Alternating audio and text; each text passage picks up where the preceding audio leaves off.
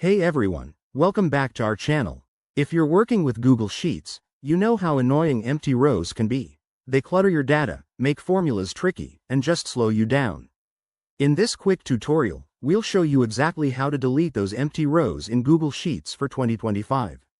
Whether you're a student organizing assignments or a professional cleaning up reports, this tip will save you tons of time. Let's dive right in. First, open your Google Sheets document. Make sure you're logged into your Google account. Once you're in, select the range of cells where you suspect there are empty rows.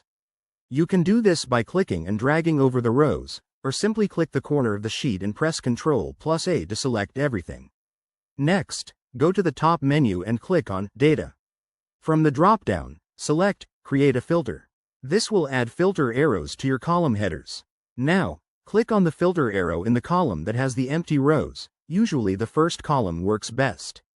In the filter options, uncheck, select all, and then check the box for blanks or empty cells. This will hide all the non-empty rows, leaving only the empty ones visible. With the empty rows now isolated, simply select them by clicking the row numbers on the left. Right-click on the selected rows and choose Delete Rows from the context menu. Once that's done, go back to the filter arrow and select Clear Filter to restore your sheet to normal. Pro tip: always make a copy of your sheet before deleting rows to avoid any accidental data loss. If you have a huge dataset, consider using Google Apps Script for automation. I'll link a resource in the description for that. And there you have it.